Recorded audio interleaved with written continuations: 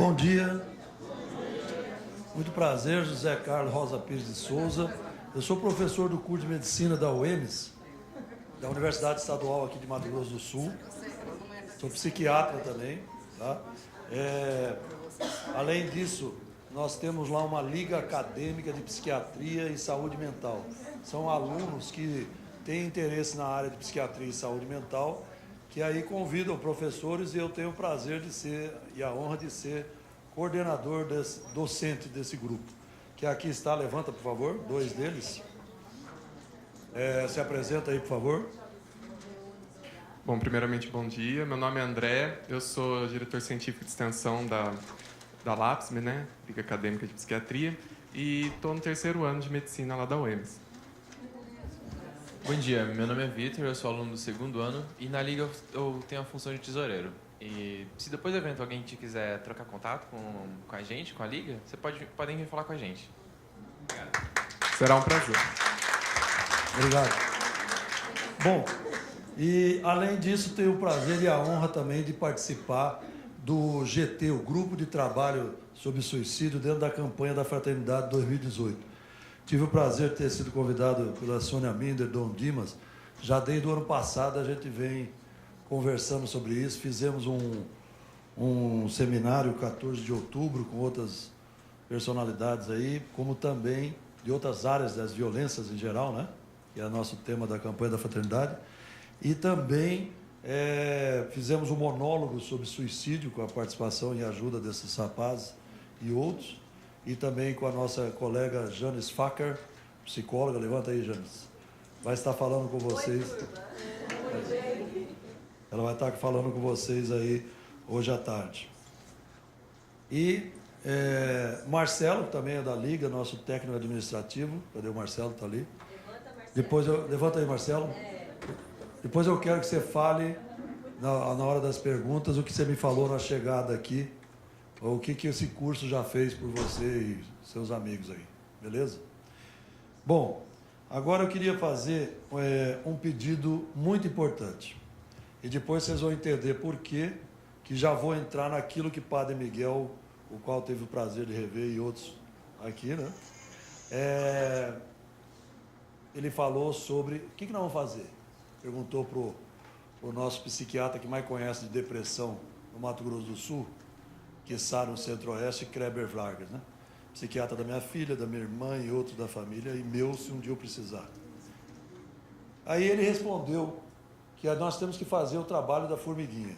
Então, para esse trabalho da formiguinha, eu já trago uma proposta de continuidade do que eu vou falar aqui, e tenho feito já aí desde sempre nas paróquias e tudo mais. O pedido eu gostaria que vocês sentassem aqui à frente. Se alguém está aí no fundo porque tem que ir embora mais cedo, pode ir, ninguém vai achar ruim. Mas eu preciso que vocês sentem aqui. Ó. Nós, seres humanos campograndenses, nós estamos em 2º lugar no Brasil em índice de suicídio. Já pensou? Mato Grosso do Sul, 2º lugar. Já passou para 1º, André? Não, é o 2º. Perde para Porto Alegre, a capital, e Rio Grande do Sul, o estado. E nem queremos 1º, nós queremos ir para o último. Então, ó, qual vai ser o acordo aqui? Depois eu vou lembrando e vou fazendo as devidas cobranças, as devidas comunidades, tá bom? Porque assim a gente faz o pessoal se alertar. Porque também é mídia, também da Ibope, a gente chegar e falar assim, ó, vai ter a palestra na paróquia tal, vamos lá, e aí todo mundo vai, e o padre fica todo satisfeito tal, e as pessoas vão lá e tal. Mas e também fazer algo pela campanha da fraternidade, que é isso aqui. Cadê? Para quem não sabe, a campanha da fraternidade é ecumênica. Eu aprendi isso com o Dom Dimas, o grupo aí. Então não é uma questão de religião, viu? Quem não é católico, tá bom? Então eu digo o seguinte, vamos passar uma lista para que essas pessoas que aqui estão, nós vamos fazer nessas comunidades que aqui estão, tá? Inclusive na São José, na Sagrado, vamos estar voltando. Eu me comprometo, por mim já é certo 100% estar lá, né, ao longo desse ano e no outro também, tá? E pelos colegas que aqui estão, porque você pode chegar e falar assim, ó, Zé Carlos, gostei muito lá do Reis, tem como você intermediar pelo seu e-mail, olha lá, para levarmos o Reis lá na paróquia? Gostei da Janice, Aí lá vamos na Janês, tá bom? Então tá aqui a lista, o senhor põe também em Rondonópolis, gosto muito de lá. Eu coloca aí também, não esquece de colocar aqui Rondonópolis. Né? Bom, alguma dúvida até aqui dessa atividade que nós vamos fazer em loco, pequenos grupos em suas paróquias? Né? Eu já faço esse trabalho. Já faz.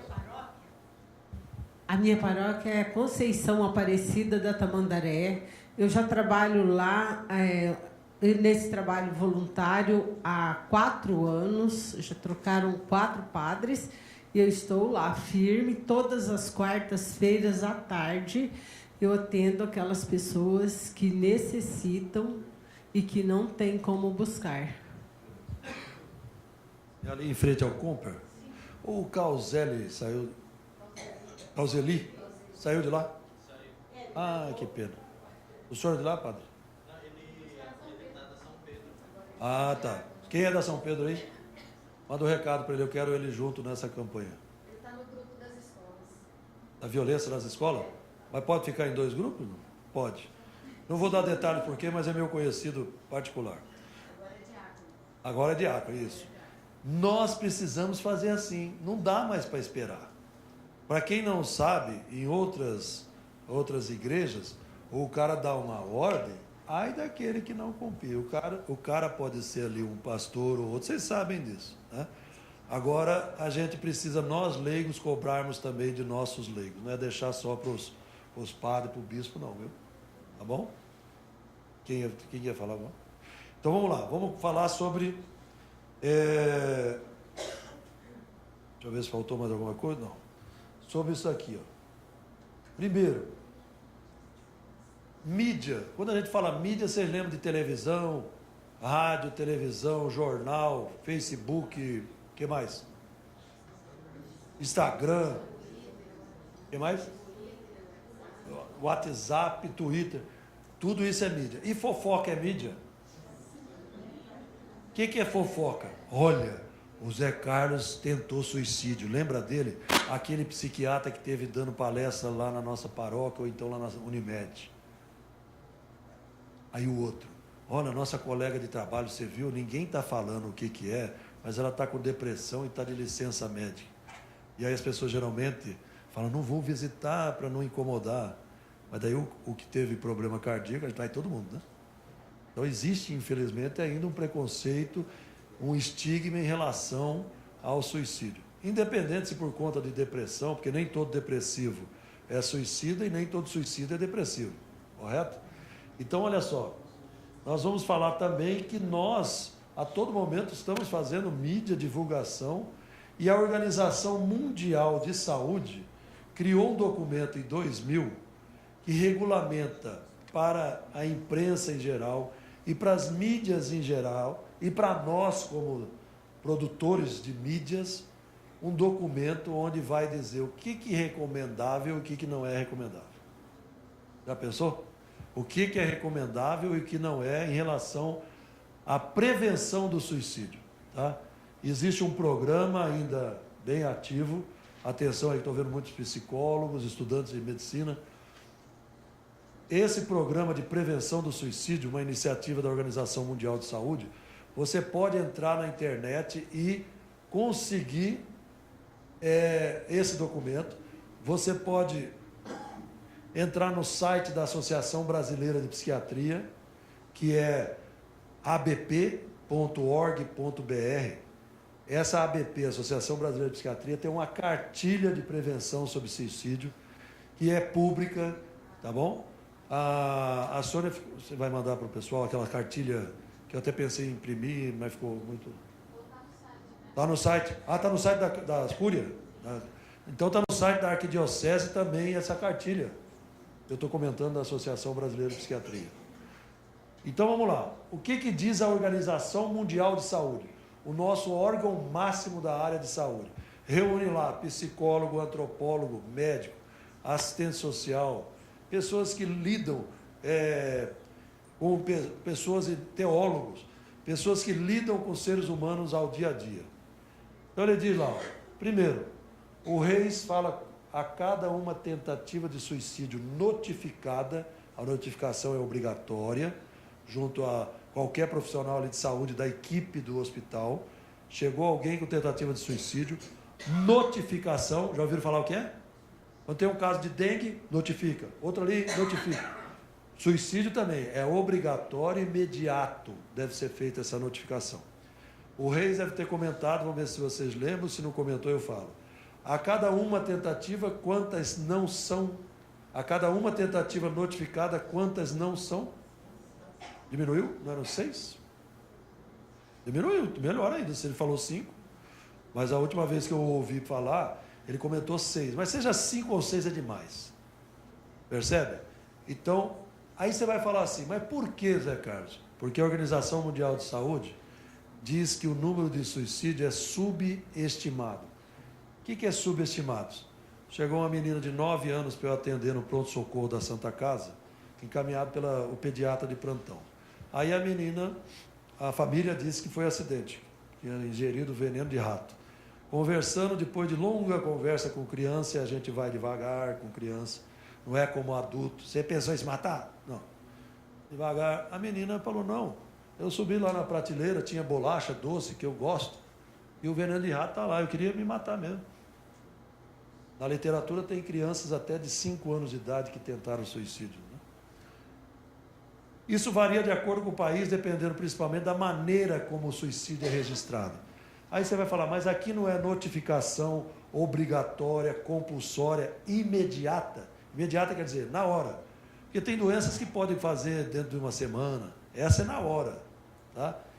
Aí, muitas vezes, por exemplo, o convênio até não muito tempo atrás, aí vamos pôr, eu estava acadêmico ainda, eu estou formado há 30 anos, deve ter uns 25 anos. A pessoa chegava no pronto-socorro com tentativa de suicídio por ingestão de veneno ou por enforcamento. Se não fosse colocado no prontuário assim, ó, na ficha dela, intoxicação exógena, olha que absurdo, intoxicação exógena, nem o SUS, nem o convênio pagaria. Tiro no ouvido, intoxicação exógena. Pura verdade. Certo? Então, isso é uma subestimar, né? Entendeu? Quer ver outra? A equipe de atendimento lá de saúde mudou muito, mas tem que melhorar bastante. Isso depende de todos nós, né? Estou vendo aqui muitos professores também, Sônia Uth, foi minha no mestrado. E aí? Nós temos que conscientizar alunos, a nossa comunidade, vizinhos, familiares, de que, primeiro, ideia de suicídio qualquer um de nós podemos ter, independente, como já foi dito aqui, classe social, econômica, religiosa, etc. Eu falei para um monte de bispos, que eram bispos, padres, suicídio não é pecado, e não é. A gente tem que parar de restringir a essa situação a coisa do outro mundo, ou do demônio, ou pecado. Não é. A pessoa precisa de ajuda. E tantos já morreram por causa de preconceitos, até da equipe de saúde de um pronto-socorro. Ó, atende aquele dali que é infartado, atropelado, esse daí quer morrer, o outro querendo viver, ó. Já pensou?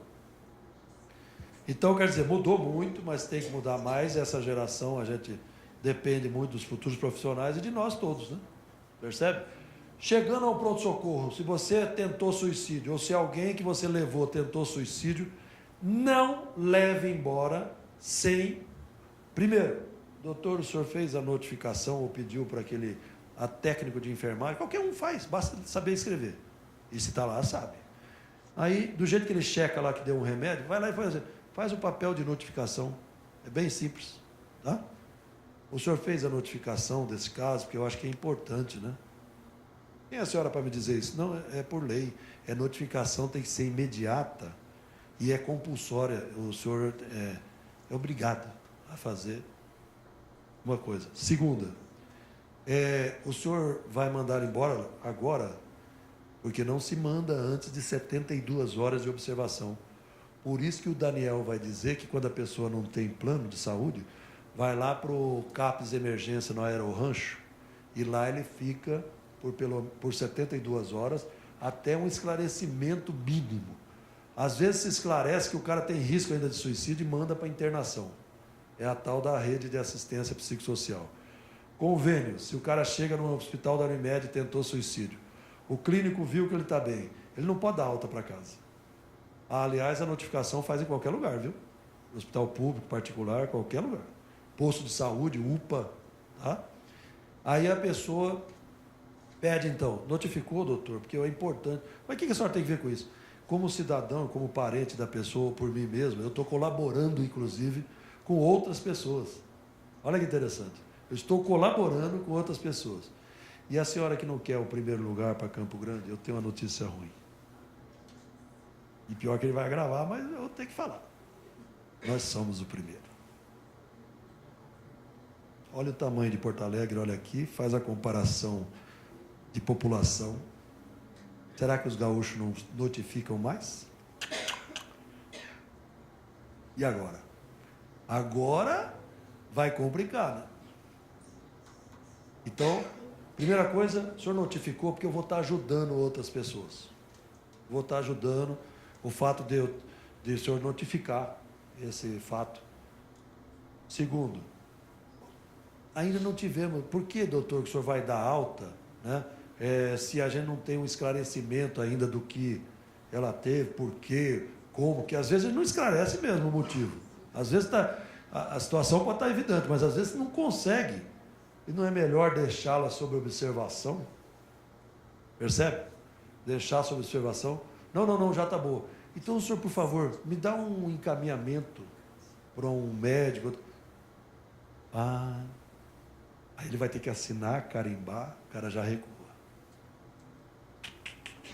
Quem tem informação tem o poder de convencimento, de persuasão. Já escutei isso dos profissionais da mídia, né? Cuidado. Se ele e vocês, médicos futuros, assinar um documento dizendo encaminho para tal, e você, que você tem direito, que o prontuário é seu, tem uma cópia do prontuário, futuramente, se precisar, ou na hora você pode pedir, sabia? Nunca que um médico, em sã consciência, a não ser que ele não conheça, mas eles conhecem, se está ali no pronto-socorro, eles sabem disso, que ele vai liberar uma pessoa que tentou suicídio, que ele não tem o esclarecimento, e ainda ele vai assinar embaixo que está encaminhando sem ter a devida avaliação. Era melhor ele assinar logo o atestado de óbito. Falar, olha, eu vou dar, porque uma tentativa puxa a outra. E não tem esclarecido nada ali. Então, o mínimo que ele tem que fazer é chamar um psicólogo, um psiquiatra, alguém que vá esclarecer e daí sim dizer, olha, pode ir para casa, toma aqui o encaminhamento. Alta a pedido, nunca faça isso. Alta a pedido é você pedir para levar a pessoa para casa. Já teve muita gente aí que agora vai lá no consultório. Eu tenho uns 5 ou 6 pacientes. Eu não deveria ter feito isso com a minha filha. O médico mandou deixar internada, eu não deixei. Eu sou culpada pela morte dela. Eu vou dizer não. Aí eu não respondo, lógico. Fica assim, né? Não, mas o senhor tem que falar. Não, olha, ninguém é culpado pela morte de ninguém. O problema era dela, tal. Mas, talvez, né? Não sei, talvez. Agora, e ela se mata também, né? Falar, você é culpada, né? Ninguém é culpada pela morte de ninguém. Mas talvez, numa próxima ocasião, se a senhora tiver uma situação assim, ajudar alguém, participar, que é muito legal você ajudando os outros, você vai se ajudar, entendeu? Então, esses estão inseridos nessas atividades, porque tiveram uma experiência ruim e agora eles transmitem essas informações para que as pessoas se alertem. Não peça alta a pedido. Espera aí que você já vai fazer a sua pergunta. Já ouviram falar da alta a pedido?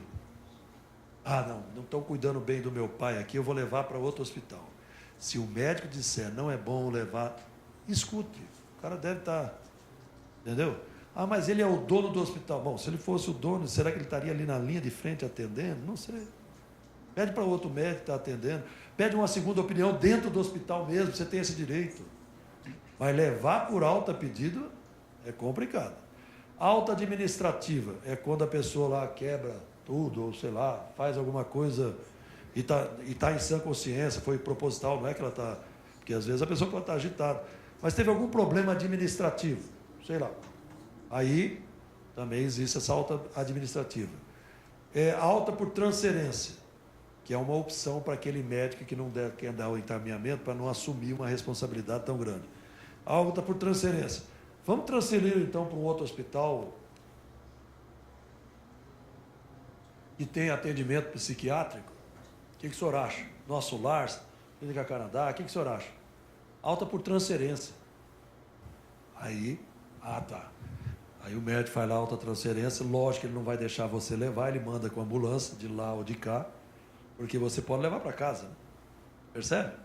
Então essas nuances são imprescindíveis a gente conhecer e divulgar, tá bom? A senhora ia fazer uma pergunta? Fazer um gancho no que o senhor colocou aqui a respeito das causas do suicídio, né? Nós tivemos o suicídio na família e a família não quis dizer que era suicídio, mas a gente desconfiou. Como é que um jovem médico chega em casa, liga o forno, tem uma queimadura, vai para o hospital e depois morre, né? Mas a família não quis dizer que foi suicídio, mas a gente acredita que seja porque ele já estava em depressão. Foi solicitado a ele para não voltar a trabalhar, mas ele voltou a trabalhar assim mesmo. O serviço médico não é fácil, ainda mais para um jovem. E ele veio a óbito dessa forma, queimado. No hospital ele desistiu e veio a óbito. Isso é muito comum. É muito comum. Não há muito tempo atrás morreu também um outro médico famoso. Ele infartou. Que infartou nada. O outro cantor famoso, fez músicas aí maravilhosas. Foi encontrado morto em casa. Aí depois não falaram mais nada. Amém, se matou. Aí a família, dessas, eu fui ao velório, estava marcado 11 horas, aí passou para as 13, aí eles só deixaram entrar pessoas que não eram da família, das 14h30 às 16h30. Enquanto isso acontecer, nós vamos continuar em primeiro lugar na prática e na teoria em segundo. Entendeu? Aí você vai lá, você faz uma pergunta para você mesmo aí, difícil, hein?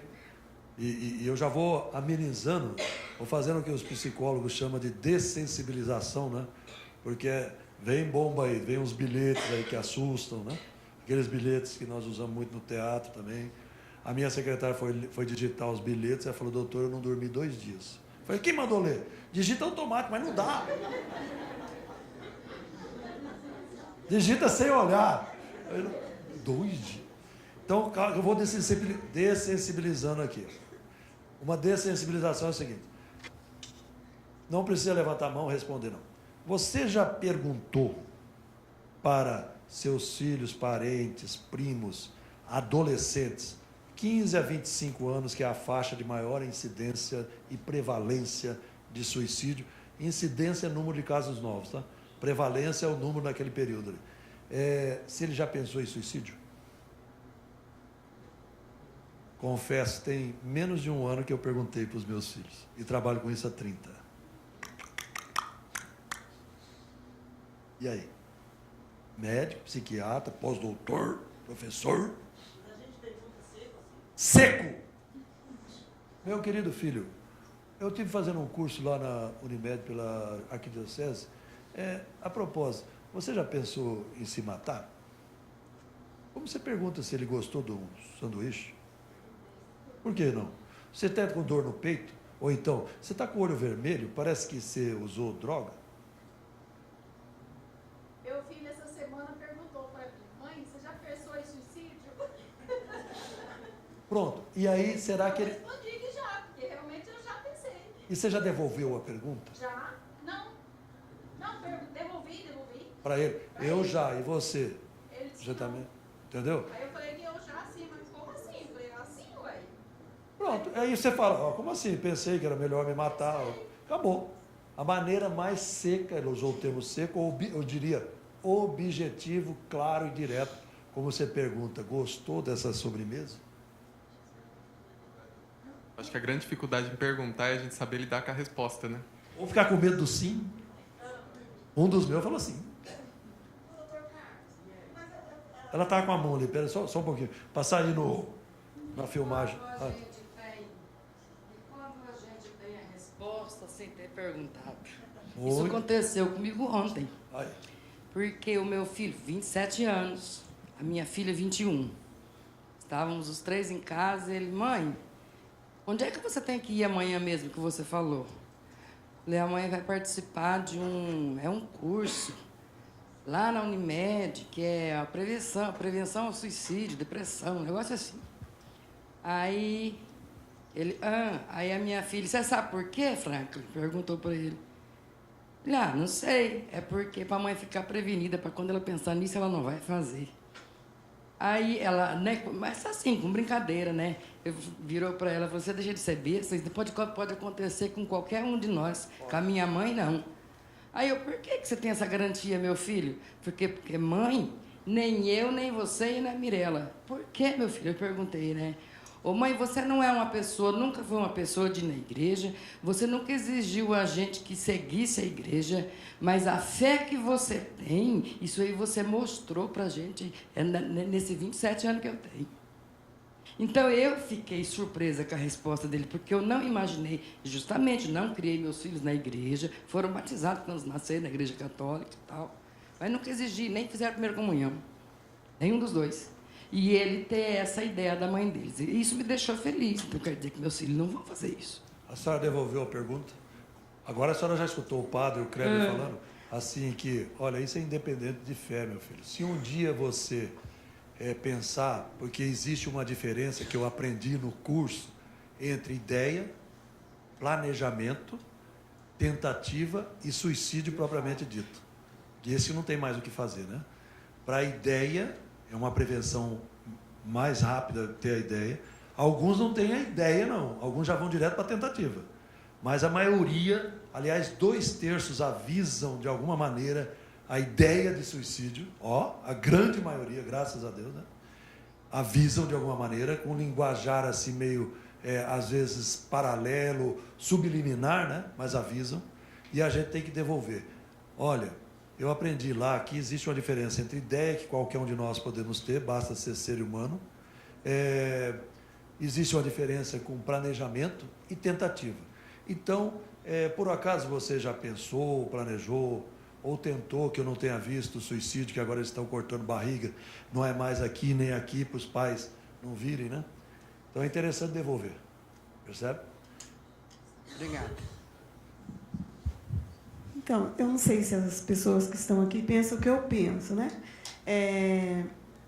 Eu penso assim, que perguntando para os meus filhos, eu poderia estar dando ideia, se ele já estiver com aquela ideia de suicídio. Eu não sei se as pessoas pensam mesmo que eu. Eu vou responder em cima. Isso é muito comum, as pessoas terem essa ideia, e aí a OMS anunciou a mídia. Porque antes se pensava o seguinte, 30 de novembro de 2001, nós fizemos um simpósio sobre suicídio lá no Teatro do Colégio Dom Bosco, eles autorizaram lá, deram de graça para nós o teatro, o rei estava lá, inclusive. O que aconteceu? Tinha lá 400 pessoas de diversas religiões, etc., pessoal da imprensa e tal. Antes, para divulgar o evento, teve televisão que falou, desse assunto a gente não conversa. Televisão grande. Teve rádio que falou, não, isso aí não. E já existia esse documento da Organização Mundial de Saúde, mas a gente desconhecia. Percebe? Por isso que a gente tem que conhecer muito. Se eu conhecesse em 2001 o documento de 2000, daria até para falar, olha, mas está aqui e tal. Então, falar sobre suicídio previne o suicídio e não estimula. A pessoa se sente acolhida, sabe que você sabe o que ela está sentindo, ou o mínimo que seja que ela possa estar sofrendo, independente do motivo, percebe? E se você, como ela falou, já pensou, olha, eu também já pensei, isso aí é uma coisa comum, basta ser humano. Entendeu? Não, mas olha, teve uma menininha muito rígida na religião, eu falei, olha, senhora, antes de ser essa religiosa que você foi um bebezinho, você foi um espermatozoide, um óvulo, aí você cresceu e está faltando em você serotonina, que causou a sua depressão grave e que você pensa o suicídio. Aí você pode ir mais além ainda. O ser humano, ele é físico, biológico, psicológico, social, ambiental, exerce várias funções em ambientes diferentes, tá? Espiritual, cultural e histórico. Nós trazemos muito da história, da cultura, da nossa família, do país, dos municípios. E aí você pode dizer, nenhuma dessas partes do ser humano que o compõe, essa visão integral, holística, é mais importante que a outra. A própria Organização Mundial de Saúde fala, a espiritualidade é um excelente fator de enfrentamento de doenças. O fato do cara ter uma crença em algo mais, tá? Então, veja bem, repetindo, o ser humano é físico, carne e osso, psicológico, social, desde a micro-sociedade, a família, ambiental. Agora, eu não sou mais professor, eu sou pai, depois esposo, à noite amigo, não quero nem falar de medicina. Amanhã na missa eu já sou religioso, já tenho uma crença, leigo ali. Aí na hora do almoço, eu já vou no churrasco, já não sou nada para ninguém, não conheço ninguém, só se estou sozinho, por exemplo. Então nós exercemos vários papéis, ambientes, percebe? Então físico, psicológico, social, ambiental, histórico, todos temos uma história que não começa na gente, nossos antepassados e tal. Cultural, religioso, espiritual, no sentido de crença. Ah, mas sou ateu. Pronto, você tem uma crença, que Deus não existe. Então, essa resposta continua ainda com o que você pode ou não falar. Por exemplo, que já vou adiantar, uma coisa que você não pode falar de jeito nenhum, a pessoa tem ideia de suicídio, ou já planejou, ou tentou, ou só tem a ideia, só. Está no Código Penal brasileiro, você instigar o suicídio é crime. Então, eu ia muito no seminaristas, você pegou essa época minha lá no Seminário Maria Mãe da Igreja, a gente falava para eles sobre isso, ó. Se você encontrar alguém falando, pula, pula, você diz, ó, se ela pular e morrer, 6 anos de cadeia. Se ela pular e se arrebentar só, 3 anos. Aí eu dou exemplo de uma paciente minha, que o marido falou, chega, você fala tanto em se matar, já estou de saco cheio. A arma está lá em cima, vai. Está lá em cima do armário, escondidinha, debaixo de um pano. Ela foi, pá! Está até hoje respondendo o processo. Teve preso lá um período, aí arrumou um advogado, réu primário, tinha endereço, você sabe, na justiça. Instigar o suicídio é crime. Fala, então vai, se mata, certo?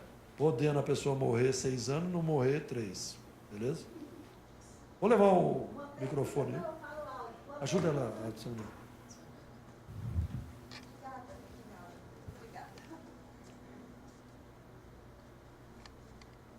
Bom dia. Doutor Carlos, que bom estar te ouvindo, viu? Muito obrigada. Doutor Carlos, o senhor falou agora que o senhor só foi coragem de fazer a pergunta para o filho, porque precisa ter coragem, né? Eu me coloquei no seu lugar, com o teu conhecimento, né? Me imaginando o que te fez decidir a fazer essa pergunta. Meus filhos, em algum momento, vocês pensaram nessa ideia?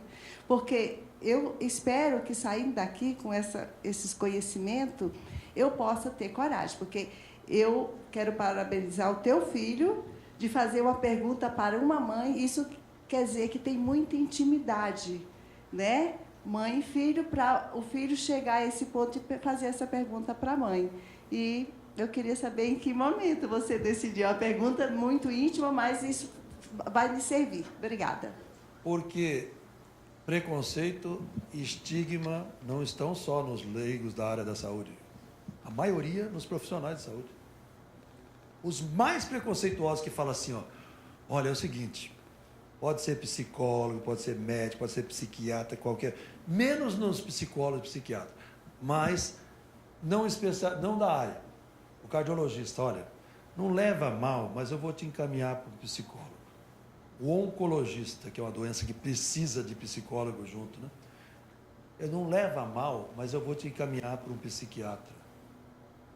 Então, até a senhora colocou, intimidade, não é questão de intimidade, é puro preconceito e estigma.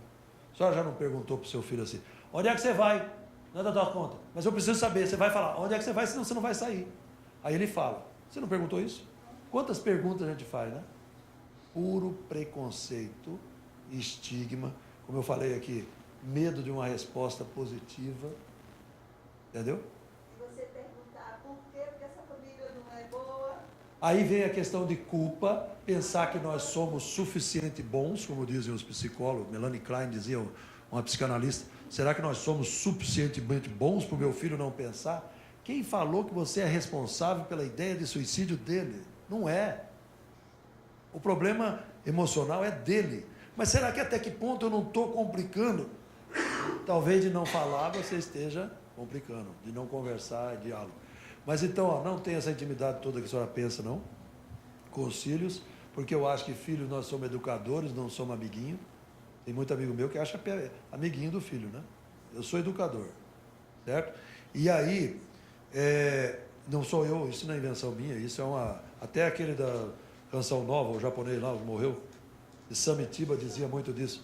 Tem o Outeiral, que é um outro psiquiatra, psicanalista, fala muito disso. O educador não é igual o amiguinho que ele vai arrumar na vida. O educador, ele faz o que é necessário de exemplo e fala. O amiguinho, não. Você acha que você vai chegar para sua amiga e falar assim, olha, você está errada mesmo, minha filha, de estar falando mal daquela nossa amiga lá. Às vezes você escuta ou até entra na conversa, fala mal junto, ou então depende, sei lá. Mas amigo, vocês sabem a diferença. Amigo é uma coisa, educador é outra. O educador, o que é educar? Educar com amor, né? É saber o que pode ser melhor para aquela pessoa. Ainda mais nesse momento desse boom de informações que esses jovens recebem, desse boom que eles recebem de negatividade da internet, os exemplos negativos que tem aí na nossa política, de muitos, né? Então, percebe? As incertezas, as inversões de valores, né? Então, a pergunta é muito simples, minha senhora. Aproveite o gancho. Olha, você sabe que eu estava conversando lá, um psiquiatra maluco lá falou que ele perguntou para o filho dele, só há pouco tempo atrás, e eu nunca perguntei para você.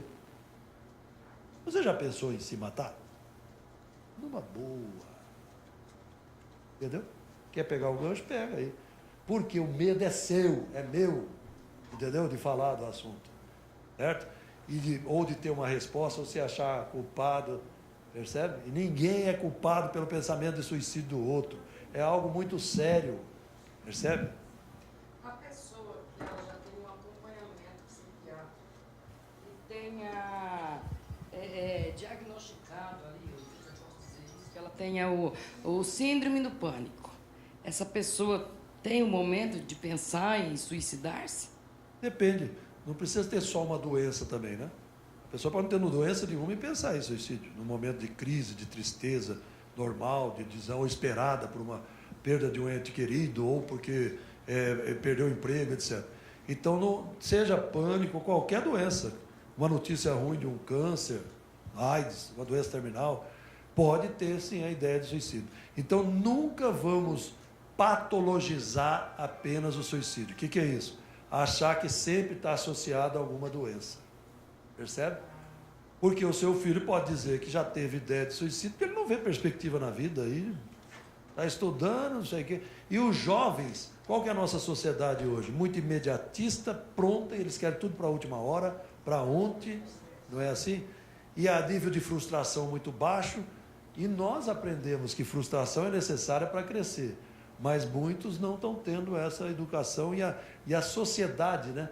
Os meus pararam com essa história assim de, você está pagando mico. Pararam cedo com isso, ainda bem.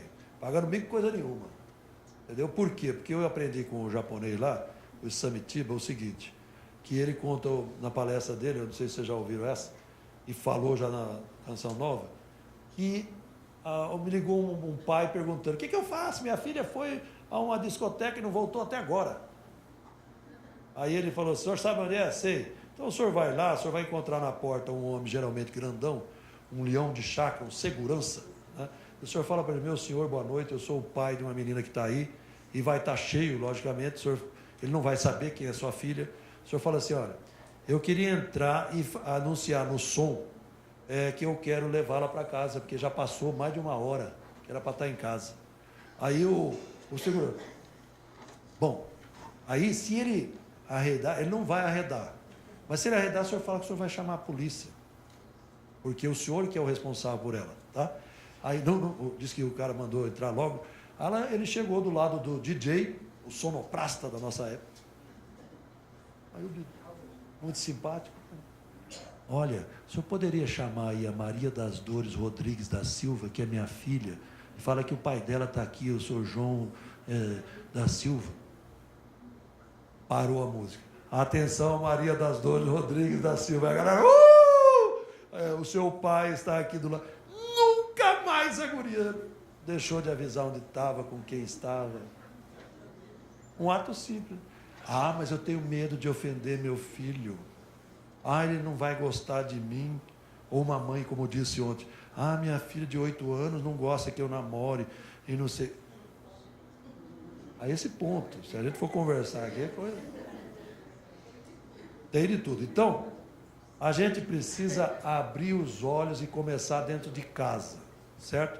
E depois, quando nós chegarmos nos bilhetes suicidas, algumas falas se repetem, viu?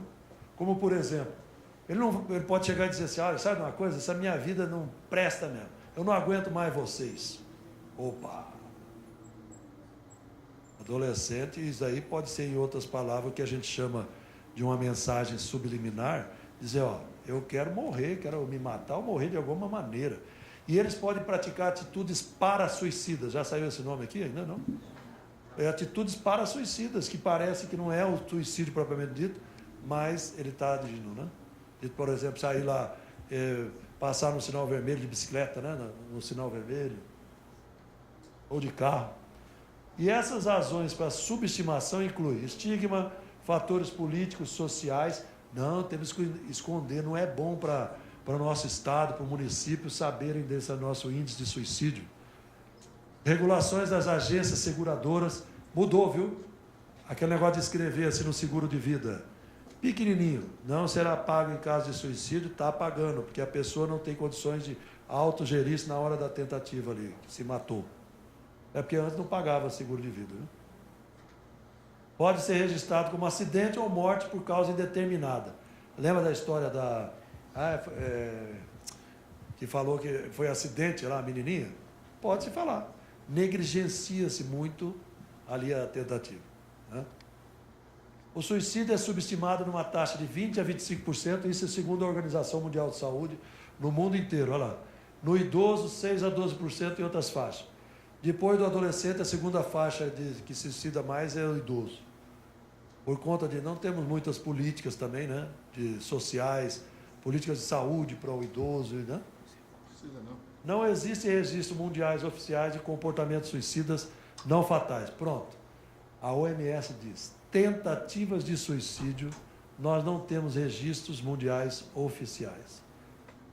Até porque eles sabem que no Brasil, e não é diferente em muitos outros países, a notificação não é feita adequadamente. É 1 para 5 que não, né? 25% dos que tentam suicídio precisam ou buscam atenção médica. A maioria das tentativas, portanto, permanece não relatada e não registrada. É muito pouco de quem busca ajuda, né? Mas, por outro lado, 2/3 anunciam de alguma maneira. Precauções, minha senhora, no uso de dados sobre suicídio. Frequentemente, as pessoas comparam, e nós não devemos comparar ninguém, independente de suicídio ou não, porque cada caso é um caso, cada ser humano é um. Nem irmãos gêmeos não dá para comparar, tá? Comparações entre dados de diferentes países, mas se deve levar em consideração que os procedimentos de registro de mortalidade variam de país para país. E isso compromete seriamente qualquer comparação direta.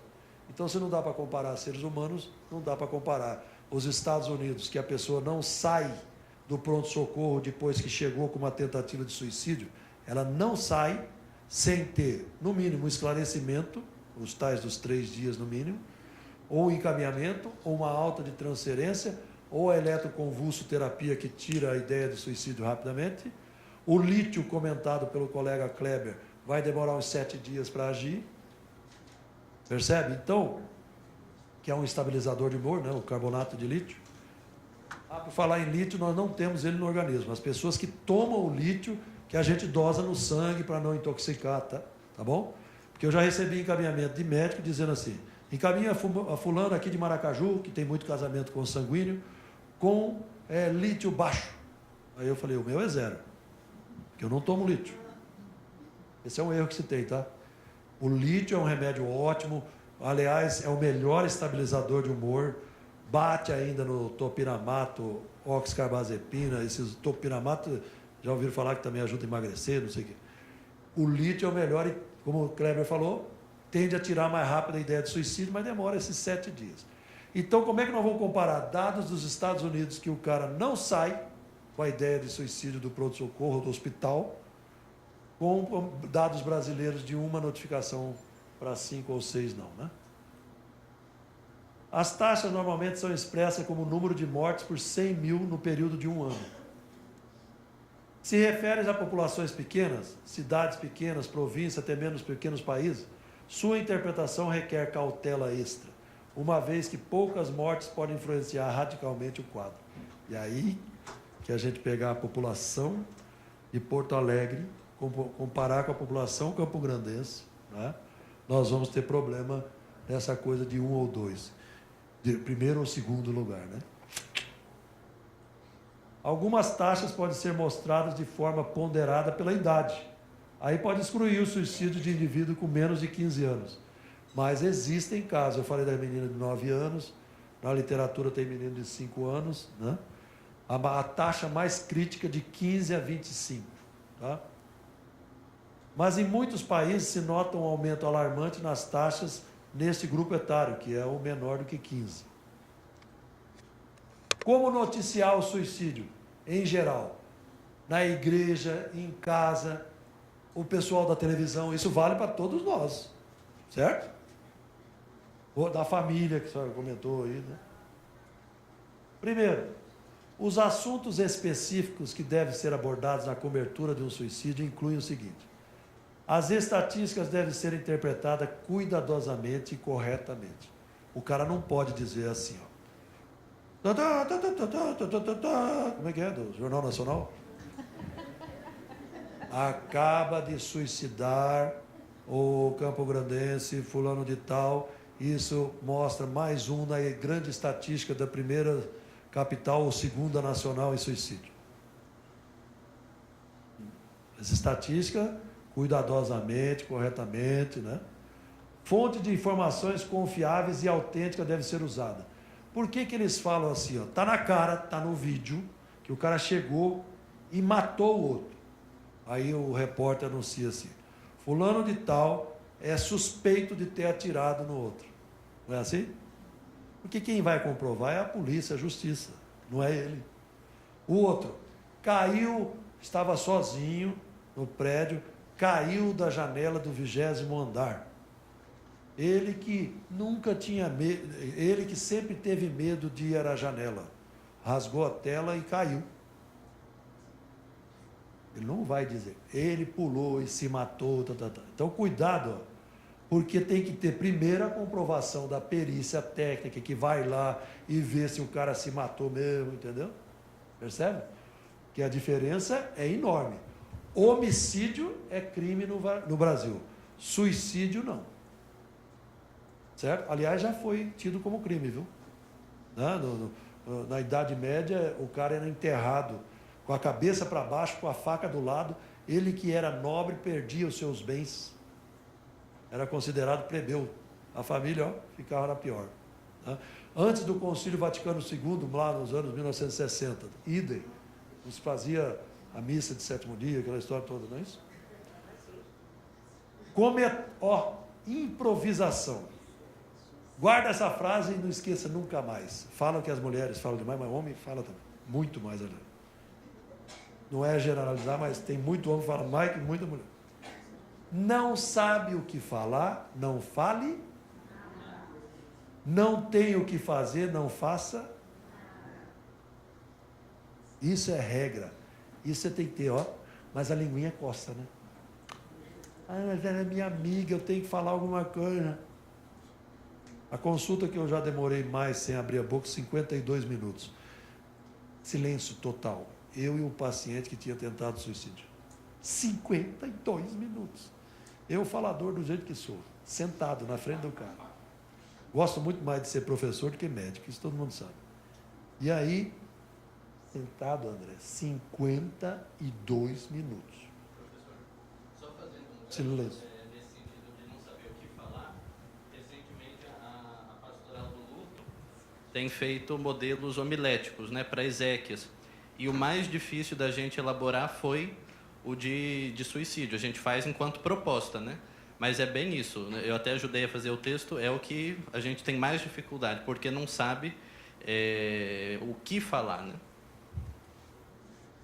Que é o trabalho. Vocês acham que 52 minutos é muito? O nosso amigo Roberto Sinai do GAV, Grupo de Apoio à Vida, que falou aqui com vocês, ele comentou que o papel, e é um serviço de utilidade pública reconhecido pelo Ministério da Saúde, o GAV, CVV, Centro de Valorização da Vida. Às vezes o cara fica lá 3 horas, 4 horas, e o cara do outro lado em silêncio. Porque o que ele quer? Alguém que seja um espelho, algum ouvido para ele. E esse ouvido não necessariamente tem som. Não tem, os poetas não dizem o silêncio fala mais alto às vezes? Fala mesmo. 52 minutos. Eu saí aqui tudo cortado. A dica que eu dou para os alunos é essa aqui. Ó. Morde a linguinha. Passa aqui em cima do... Aí você vai encontrar uma afta que você não viu ainda. Exercício. Chega em casa, não hoje você vai estar cansado, mas amanhã, a maior tranquilidade. Chega e começa o espelho, olhando para o espelho em silêncio. No primeiro momento, não se exija muito, né? Em silêncio, fica ali uns 3, 4 minutos. Se tem problema de coluna, senta, né? Depois vai ficando mais tempo, senta, entendeu? Você vai ver a dificuldade que é o silêncio. Não é mesmo? E essas pessoas, muitas vezes, eles só querem alguém ali do lado. Então, a dica, não tem o que falar, não fala nada, não tem o que fazer, não faça nada. Agora, você pode dizer 2 termos legais, que dá para falar. Me parece que você precisa de alguém aqui, aqui estou e ficarei. Não, sai daqui, não quero saber de ninguém, não. Prometeu, cumpriu. Talvez, então, me parece talvez.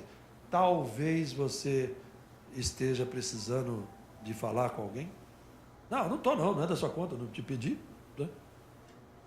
Porque a rebeldia, assim, esse momento, pode existir. Aí você não vai achar ruim, você tem que entender que o mais importante é ele ali. Né? Então, pode ficar tranquilos que o silêncio e também o me parece o talvez é muito mais eficaz do que tudo que você pensar que poderia falar. É mesmo? É. Até o profissional, estou dizendo. Aí você vai falar, qual foi o desfecho desse homem? Bom, então vamos voltar aqui. Bom dia, tudo bem? Aí, que posso ajudá-lo? 52 minutos. Eu perguntei, né? Eu não perguntei? Então ele respondeu com uma ação que possa ajudá-lo. Ele ficou comigo, ele não poderia sair, embora do hospital.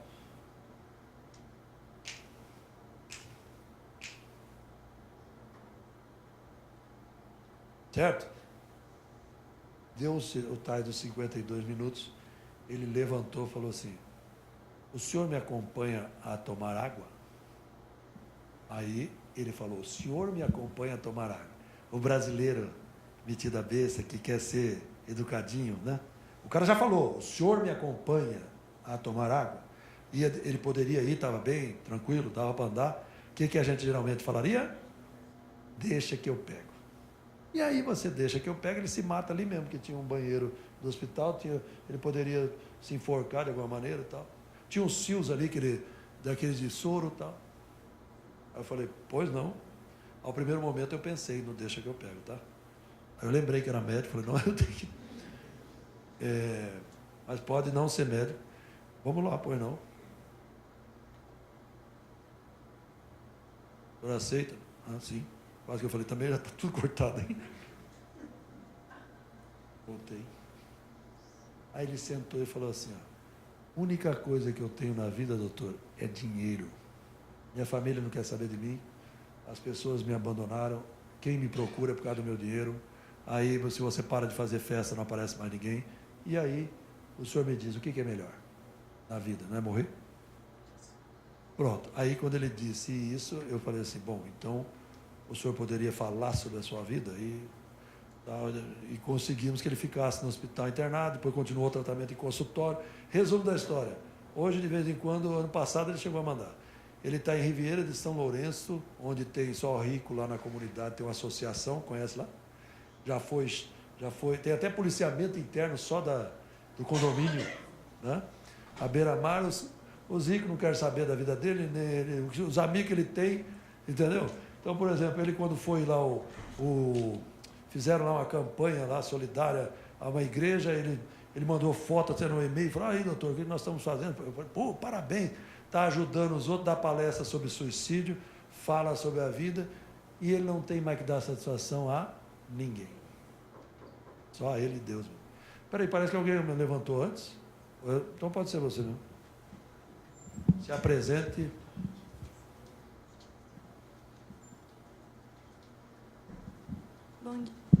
Bom dia, eu sou acadêmica da Universidade Estadual de Mato Grosso do Sul, UEMS. Eu faço letras em inglês, mas eu sempre acompanho o professor. Professor, na questão da notificação compulsória, a família pode interferir e pedir para que não divulguem que foi suicídio? No meu bairro, eu moro no Monte Castelo, houve 2 suicídios em menos de 15 dias. E os 2 da mesma maneira, foi enforcamento. Uma família expôs, abriu para a comunidade, suicídio. A outra negava, falando, não, foi um acidente, aconteceu assim, assim, assado.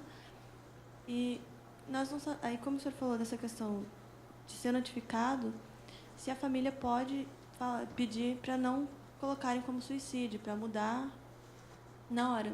Eu não sei se isso é legal ou não. Na notificação, não. A imprensa, outras coisas, para a família, tudo bem, mas na notificação, não. O erro da não notificação é dos profissionais de saúde.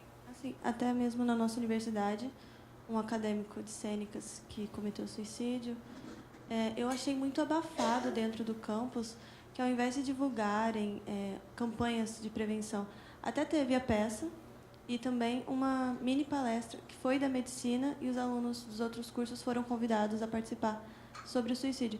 Mas eu acho que deveria ter sido abordado de uma forma mais abrangente, tivessem falado e divulgado mais. Porque quando aconteceu, os alunos ficaram sabendo por fofocas. Infelizmente.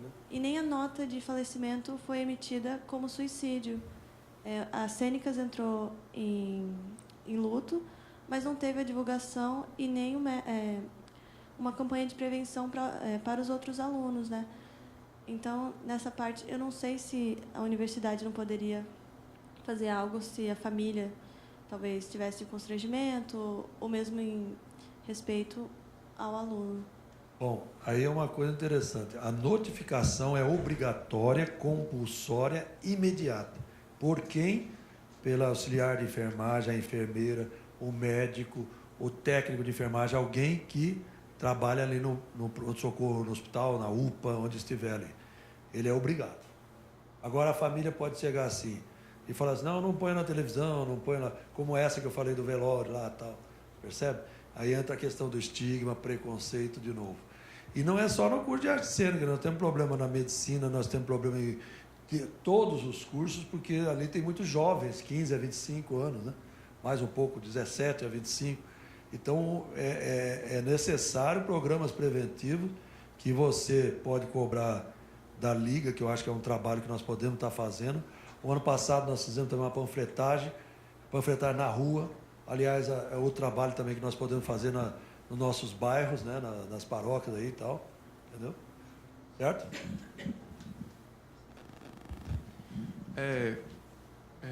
Eu gostaria de perguntar se você tem alguma sugestão, se você pensa em alguma atividade que poderia ser abordada na universidade, como projeto.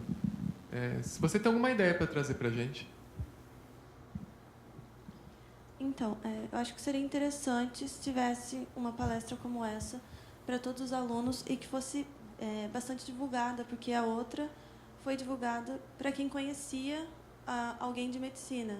Teve uma propaganda, mas foi basicamente o pessoal que foi, não sei se ficou com receio, mas foi basicamente quem conhecia alguns dos alunos de medicina.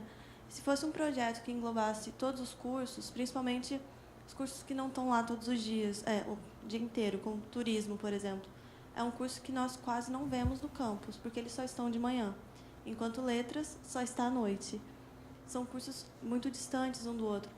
Aí, se tivesse algum projeto que poderia ser uma semana, uma oficina, algo do tipo, que todos os cursos pudessem interagir entre si e os alunos de medicina explicando toda a parte técnica, científica, e os outros alunos.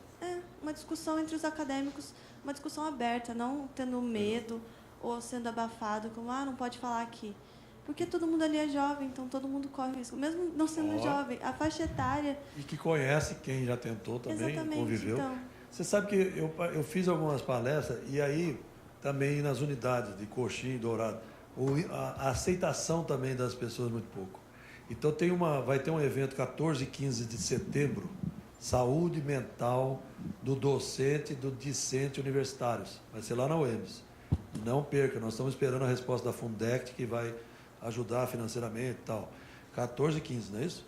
De setembro, é uma sexta-noite e um sábado de manhã. Vai ser aberto a todos, a comunidade, inclusive vocês aí, não precisa ser só professor e aluno, né? Dia 14 e 15 de setembro. Tá? Só uma dimensão também na identificação, eu como padre e a igreja sempre preza também pelo morto, e muito mais pelos familiares naquele dia do velório. Eu, há muito tempo, tenho uma prática muito, para mim, eu considero importante. A identificação da morte. Porque não basta só como rezar, mas o modelo para que aquela oração também tenha um efeito espiritual na vida das pessoas que estão ali. E eu já fui em vários velórios, sempre, acho que eu não me lembro de ter recusado nenhum convite, que acho que é importante. E a primeira coisa que eu faço é identificar a causa da morte. Suicídio, beleza. Então, quando eu tenho essa identificação, eu também vou fazendo a homilia, para nós que estamos ali, preventiva. Padre, mas não se pode falar muito. Eu digo, eu não posso perder a oportunidade de prevenir, de assegurar a nossa vida diante de um ato desse. Seja a pessoa, ou seja, não é causado por vários motivos. Não quero saber a circunstância do ocorrido com aquela pessoa, mas prevenir a nossa vida diante de um ato que acho que é certo nós fazermos isso. E a igreja nos orienta nesse sentido, né? Nós não podemos ter medo de perguntar o que ocorreu com aquela pessoa que está morta, né? Diante disso, a gente vai... Eu, particularmente, tenho essa prática de prevenção com a nossa vida diante daquele velório. Porque a gente costuma rezar é o fator principal. Mas como rezar diante desse fato ocorrido? O que vai me trazer, o que vai me fortalecer naquele momento? O que aquela celebração deixa para nós, né? Então, isso é muito significativo. Não é só a gente não pode ter medo. Eu aprendi muito com o Dr. Zé Carlos na época de seminário, desde 2004 até 2008, essa verdade de trazer para si os problemas, né? E a gente vai crescendo diante disso. E ali na celebração, nas exéquias, que é a prática da católica, ela realmente é uma prevenção, uma segurança da vida, para que nós temos conhecimento desse fato e podemos assegurar a nossa vida, que é o fator mais importante deste mundo, que é a sua vida. E para que outras pessoas que ali estão, até precisando de alguma fala referente àquilo, possam valorizar, né, a sua vida. Então, isso só nesse sentido, para que possamos dizer que a identificação é muito importante. Porque assim como existe a oração para os batizados e não batizados, existe a oração para aqueles que Deus os chama e para aqueles que Deus o recebe. É diferente. Quando alguém tira a sua vida e quando Deus recolhe a vida de forma natural. Então, só para a gente entender isso nesse contexto, não é que as coisas têm que ser do jeito que a gente pensa. A gente tem que ir muito mais além do que isso. Porque quando Jesus falava a verdade, só um modo de exemplo, quando ele chamou Pedro de Satanás, ele não foi olhar o sentimento de Pedro. Ele disse a pura verdade. Então nós também temos que ter e perder esse medo de ouvir e falar a verdade. Em primeiro lugar, porque nós somos seres com capacidade de erros, de acertos, e nós estamos em busca disso. E se nós cremos no Evangelho, e esse Evangelho revela a verdade, isso não é uma ciência puramente teológica, mas é uma ciência da vida, que o Cristo apresentou muito mais do que isso, e nós não podemos omitir isso que ele veio nos ensinar, e aí nós vamos realmente canalizando essa primazia da verdade, que é do valor da nossa vida, da realidade o qual nós estamos convivendo, né? E no sábado anterior nós ouvimos muitos elementos preventivos. Hoje, basicamente, nós estamos vivenciando esses elementos praticamente numa prática da nossa vida. Olha como isso é importante. Uma coisa vai puxando a outra, né? E quantas pessoas aqui talvez não esteja precisando de um alerta, né? Que ponto a gente já pensou em se matar, o porquê de tudo isso, né? Então isso é muito importante, a identificação, né? Isso é muito bom. Legal. Olha só, bom, pode falar que eu ia dar uma acelerada. Isso. Só fazendo um gancho até muito valioso que o senhor falou, padre, e me ocorreu também sempre a pregação da doutora Filó, que ela diz que nós temos assim o hábito de nunca tocar no assunto de morte. E isso gera um fator muito perigoso lá na frente. Então, além da causa morte daquele que está ali, que foi por suicídio, quem fica, mesmo que tenha sido por uma morte acidental ou suicídio, ele pode sentir uma perda tão grande por aquele que se foi e querer desistir. Eu conheci pessoas que estavam tendo dificuldades com o filho pela perda do pai. E esse filho começou a entrar num clima de querer se encontrar com esse pai. Então, pela morte do pai, que foi uma morte natural, criou naquele filho aquele pensamento de morte também, porque ele não sabia lidar com a morte do pai. Então, além da causa de quem morreu por suicídio, eu acho que a situação de morte, ela pode gerar em quem fica, seja ela natural também, suscitar nesse que fica aquele sentimento de perda total do sentido da vida e gerar esse pensamento suicida, né? Muito bem. Anota uma pergunta para o Marcos Estevam semana que vem. Pós-venção. O que fazer com os que ficaram? Pós-venção. Nós estamos falando muito aqui prevenção. Antes. Agora, pós-venção. Pergunta para ele. Ele trabalha com isso, eu não vou tirar a graça. Bom, falar em morte, na editora Paulus tem umas cartilhas que eu recomendo, porque me ajudou também, que é o seguinte, escrito por pedagogo, psicólogo e tal, quando os pais se separam, é uma, quando os pais morrem, é outra, quando os avós morrem, entendeu? Então, quando tal. Eu estou até querendo sugerir a eles, que eu já publiquei um chamado Entendendo a Insônia, lá pela Paulus. Quando o meu amigo se mata, uma coisa assim. Entendeu? Esse não tem ainda, estou pensando, vocês vão me ajudar. Mas, e por falar em morte, cadê a senhora lá? Nós temos que falar de morte abertamente, não é só na capelania, viu? Nós temos, e essa identificação do porquê que a pessoa está ali é importante, porque 65% em média das doenças médicas em geral tem um componente psicológico muito intenso. Eu não estou dividindo o ser humano em mente e corpo, não. Eu estou dizendo muito intenso, em 65% dos casos, hein?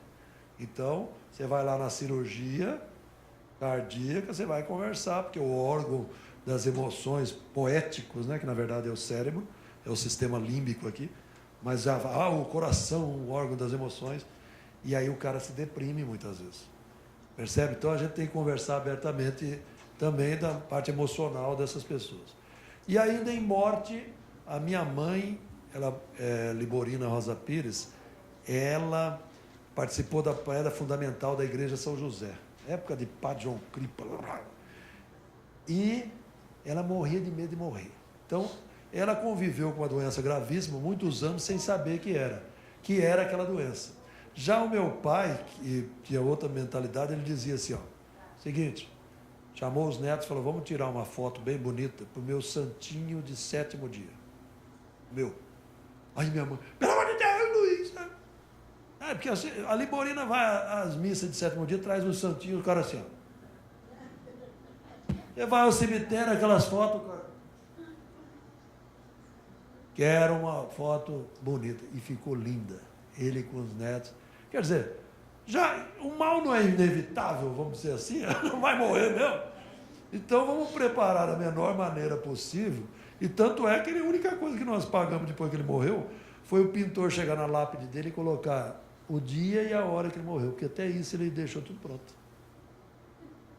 E aí? As pessoas já falam, parece que a morte está bem longe, né? A morte física, né, padre? Estou falando. Ou não? Quem é? Mas o que eu queria te perguntar, professora, assim, por exemplo, medo de altura, ele tem a ver com a questão do suicida? É uma característica?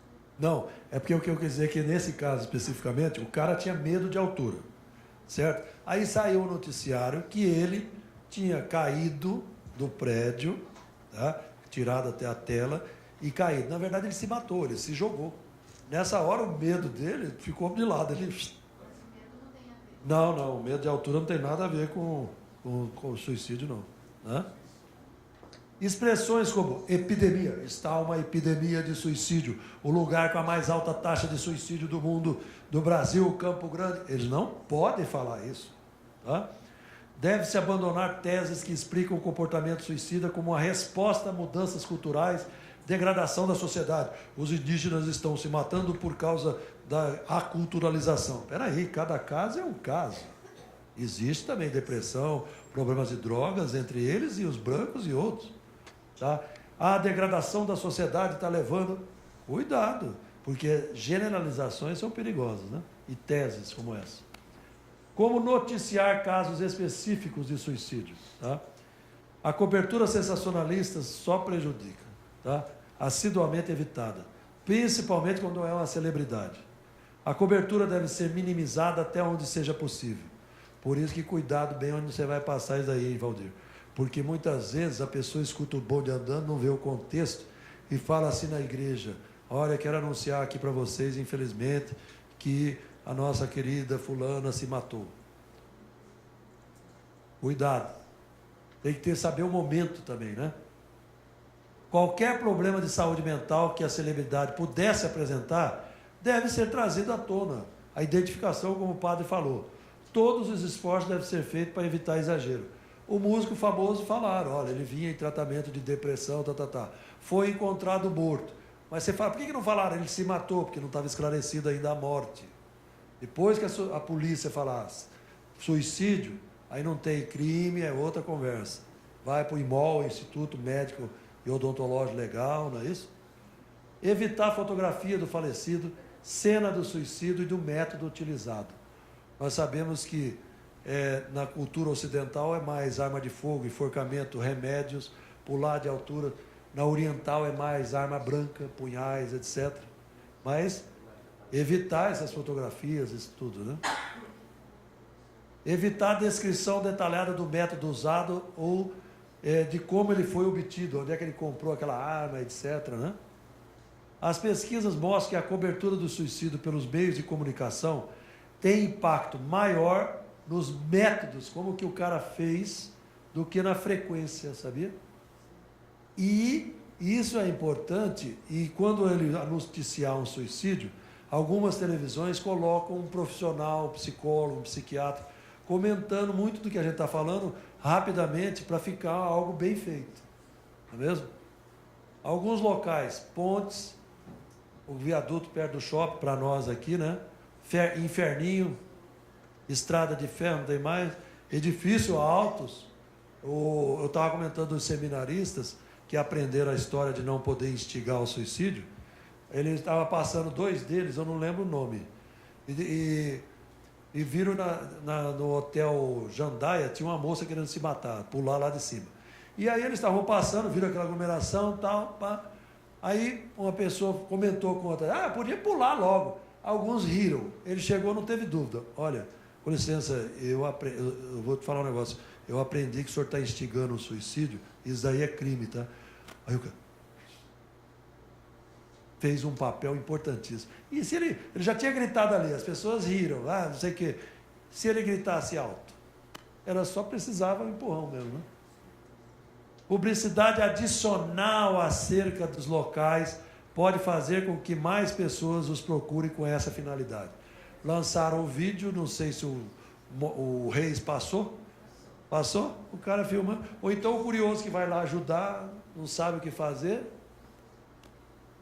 Não sabe o que fazer? Não faça nada, né?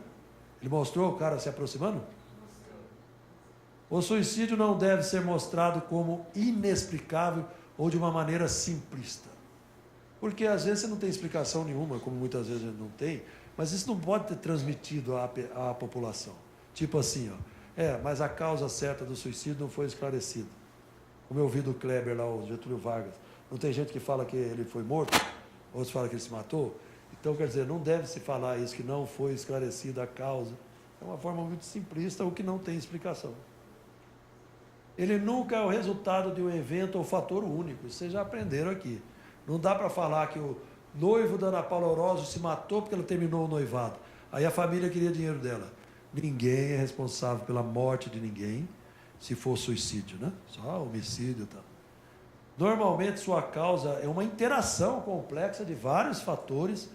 Podem ser transtornos mentais, doenças físicas, fatores políticos, religiosos, abuso de drogas, problemas familiares que se confundem com conflitos interpessoais, a vida é estressante. Então, lembra da complexidade do ser humano? Bio, psico, socioambiental, histórico, cultural, religioso e, no sentido de crença, né?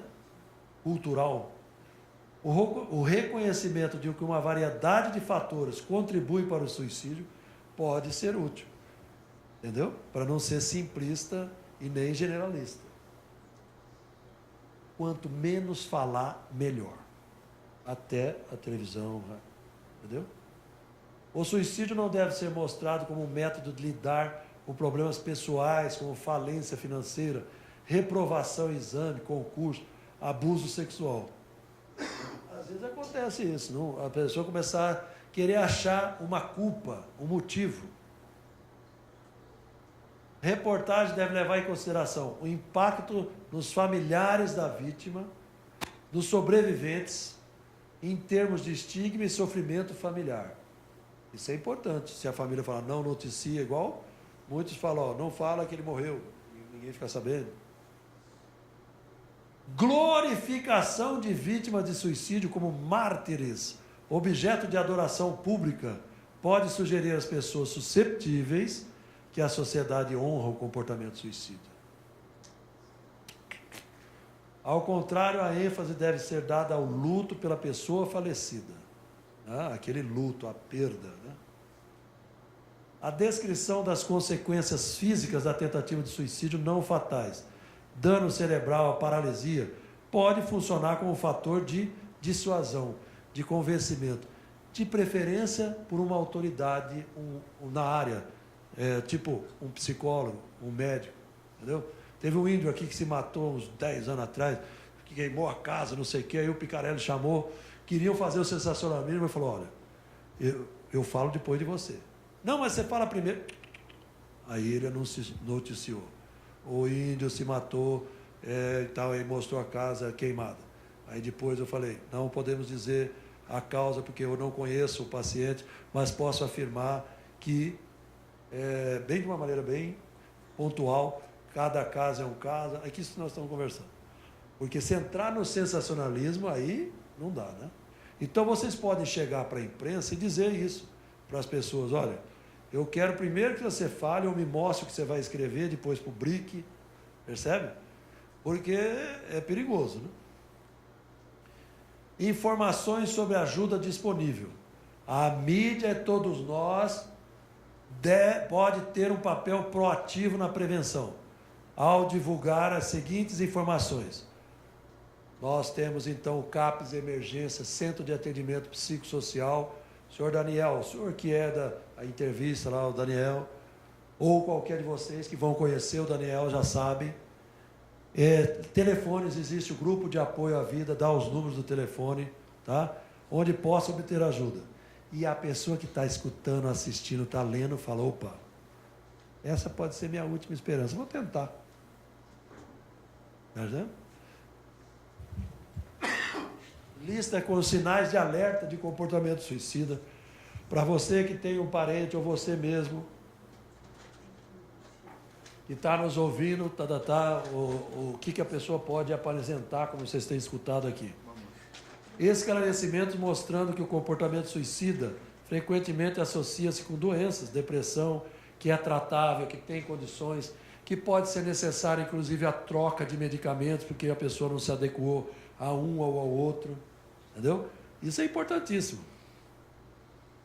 Demonstrar empatia aos sobreviventes, após venção, com relação ao seu luto. Tá?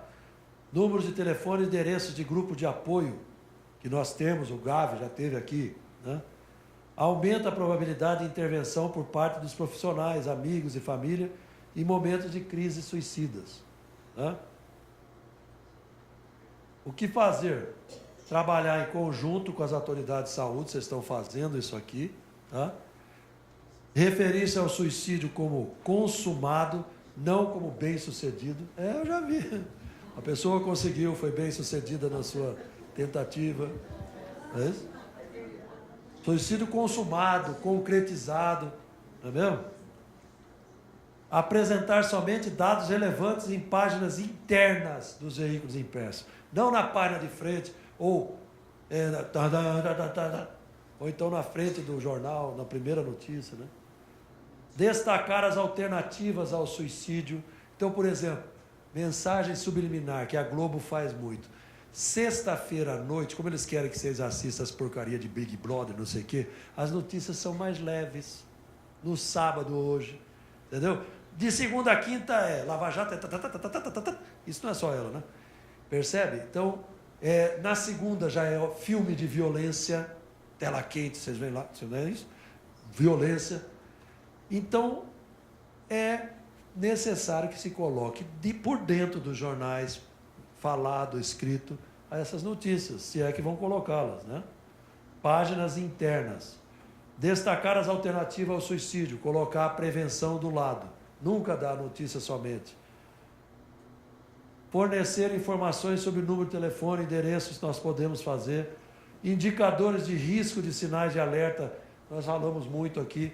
Noticiar que você já perguntou para o seu filho, para o seu parente, para o seu marido, se ele já teve ideia de suicídio ou está tendo, porque se ele estiver tendo, há saída, sempre dá-se um jeito. Agora, o que não deve fazer? Já falamos, não publicar fotografia, nem as cartas que eu vou mostrar agora, só para vocês terem impacto, porque alguém pode ter uma fala semelhante a essas cartas. Não informar detalhes do método, não fornecer explicações simplistas. Se não achou um profissional para falar, não noticie, porque você vai precisar, é melhor que seja com um profissional falando. As pessoas escutam com melhores ouvidos quando é de um profissional. Não glorificar o suicídio nem sensacionalismo, não usar estereótipos religiosos, sociais, culturais e não atribuir culpa. Estereótipo nós temos um monte, né? Filho de pai separado é problema. Filho adotado é problema. Primeiro filho é problema. Criado pela avó é problema. Mentira, cada caso é um caso. Por falar em adotado, eu gosto muito mais de um primo adotado do que a irmã dele, que é biológico. Eu tenho um sobrinho adotado, ótimo, melhor que muitos dos primos dele e outros sobrinhos. Percebe? Cuidado, a gente está fazendo isso todo dia, esses estereótipos, hein? Não é mesmo? Aí chegamos aqui. Alguém está com o microfone, vai perguntar? Alguma coisa? Vai. Tem uma atriz norte-americana que ela morreu de repente e eu achei estranho, porque a imprensa norte-americana só noticiou que ela faleceu. E aí depois, estudando mais o caso, que tem um programa na Discovery, Autópsias de Famosos, ela vivia uma vida, você vê ela no filme, você não vai imaginar que a pessoa tinha dificuldade, tinha síndrome de pânico, ela não limpava a casa vivia cheia de mostra fotos da casa dela, ela tinha uma compulsão por compra, e a mãe era compulsiva em medicamento, ela tomava uma quantidade exorbitante de medicamento. Então, aí, como você está dizendo aqui, é um somatório, né? Uma mãe nunca é uma causa única. E a gente que assiste os filmes, assim, você já pensa a imaginar que aquela pessoa está passando por isso. Atrás daquele sorriso está toda uma doença que levou à morte. E 6 meses depois o marido faleceu da mesma forma.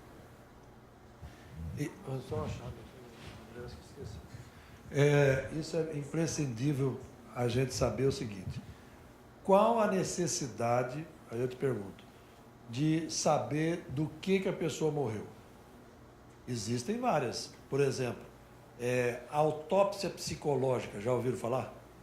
É feita quando, por exemplo, a mais famosa que eu me lembro, da Suzana Marcolini e o PC Farias, da época do Collor. Não se sabe se um matou o outro, ou os dois foram mortos, não sei o quê. Ou se um matou e depois se matou, não é isso? Então, para fins jurídicos, é importante, para fins de identificação da causa, para fins legais da família, para preventivos, de repente é descoberto que o cara se matou. Não existe um marcador biológico do suicídio, mas existe uma propensão maior de ter familiares suicidas quando na família tem pessoas com algum transtorno mental, tipo depressão, os 45 tipos de depressão que podem existir, né? E aí por diante. Então a autópsia psicológica pode esclarecer ou se houve suicídio ou não e tal. E a imprensa não notificou, muitas vezes, porque a família tem esse direito de não querer que notifique as causas, né? Entendeu? E também o estigma não é só brasileiro, o estigma, o preconceito, né? Não é uma coisa só ocidental. Embora com a gente seja bem maior.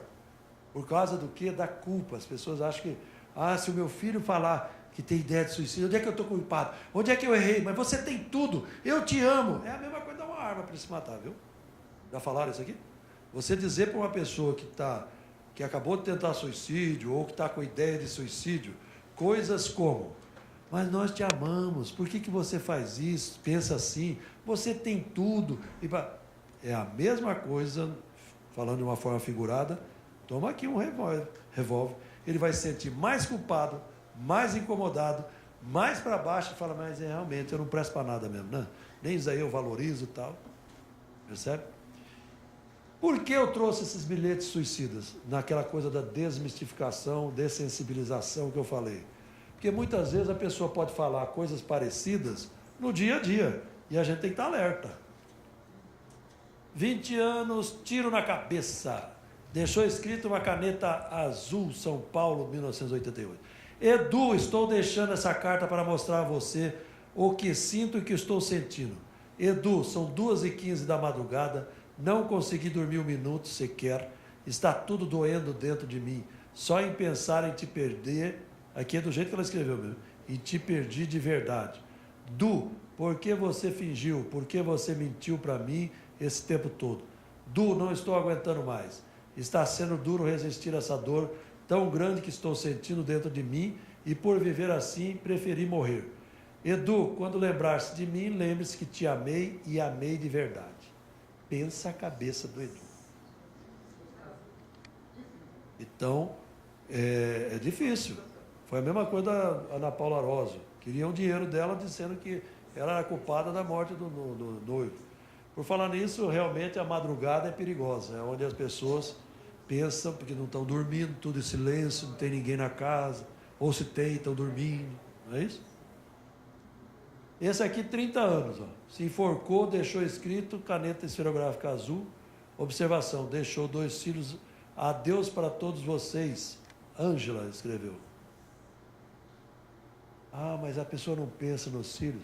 O suicídio é algo em que a pessoa sofre de um tanto que ela é capaz de pensar, por exemplo, Ah, mas aí terá outra pessoa que vai cuidar melhor dos meus filhos. Percebe? Ah, eu sou inútil, não tenho essa capacidade mais, então é melhor eles viverem sozinhos ou com outra pessoa. Percebe? Então, independe, viu? Porque tem gente que fala, não, é um fator protetor de suicídio o cara ser casado, ele, a mulher, tudo bonitinho, 2 filhos em casa.